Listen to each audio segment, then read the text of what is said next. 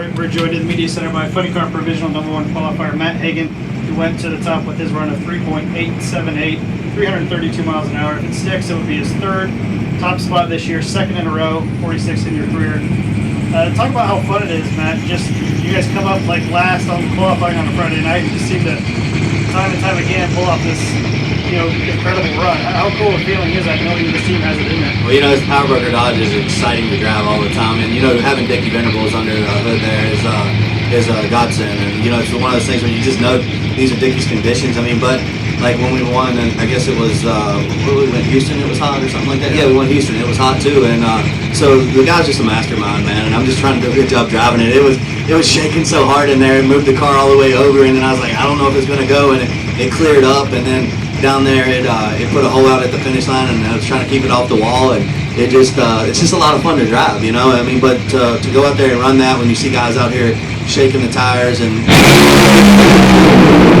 smoking and not making full pulls, just because the track is so good, like I think a lot of crew chiefs come up there and they kind of like underestimate it a little bit, and so one thing about Dickie Venables, Mike Knutson, and Alex Conway, they don't underestimate anything. It's kind of like they go for the jugular vein and they seem to hit a lot. And like I said, I'm just having a great time driving this race car. This Power Broker Dodge is really just running strong.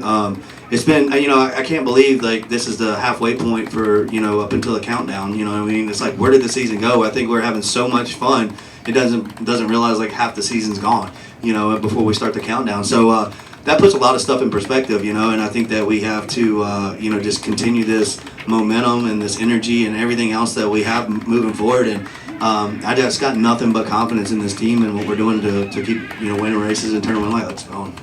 The wins and #1 qualifiers obviously help, but can you talk about what has made this so fun so far this year? Yeah, it's just, Tony Stewart's made it fun, Like the guy himself, he's I've always, like I said earlier, I've always wanted to win for myself, but he's a guy that you want to win for, He's a guy that, because he's such a wheelman and he has so many accolades, you want to impress the guy, you want to make sure that you're doing your part because, like, eventually you're probably going to be racing against the dude, So it's kind of one of those things where you're like, just excited to be here, be a part of it. The chemistry, the energy, the charisma in our pit is just great, and we're just riding the wave.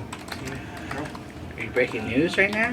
What's that? No, I'm pushing him. I was trying to get him to run my funny car the other day, and he's like, nah, I don't want to do that, And I was like, come on, man, you're going to be in one of these things, He's just that type of dude, Like he's a great team owner, obviously, but you could tell he's just like, I want to drive one of these things, That's just the mentality the guy has. So I even was trying to talk to Caps the other day. I was like, bring your seat over. I was like, you guys are about the same size. I was like, come on, man, like, let's get him in one of these things, But I think Tony's got a little bit of claustrophobia issue or whatever when that body comes down. But I was like, you get over it, it's fine, like, let's go, So I told him, I was like, in testing, I was like, I'll even take the bad lane, We'll pull the other car up and pull them out and let's go have fun, But I don't know, we're just having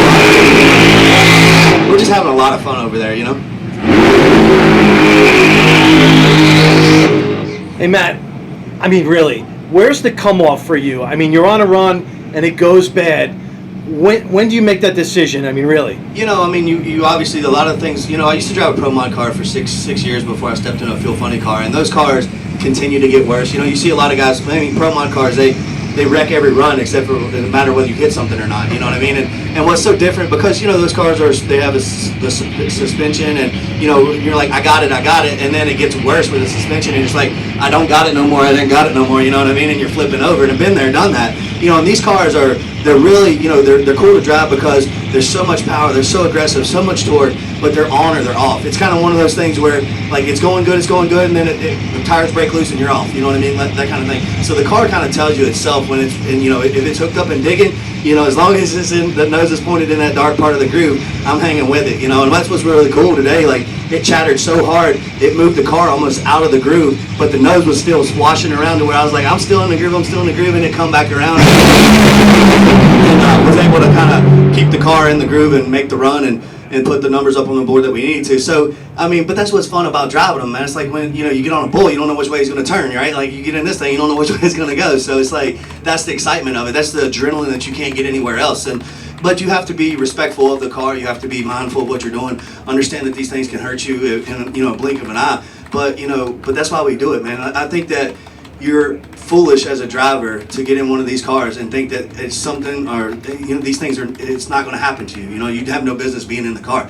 You run down that racetrack 300 miles an hour, stuff's going to happen. You're going to blow up. You're going to be on fire. I mean, that's why when I first started, I had 4 fire suits in my locker. I was like, "Why do I got 4?" And they're like, "You're going to be on fire." You know what I mean? So it's kind of, you get it, but you still respect it and you still understand that it's a very, very dangerous, fast race car. But that's why it's so fun to drive.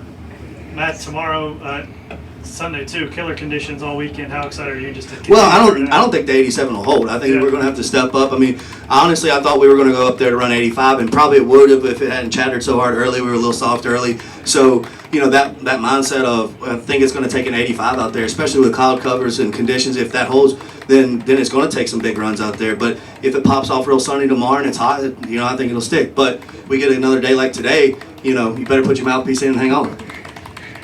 You had a ton of success here, both in qualifying and on race day.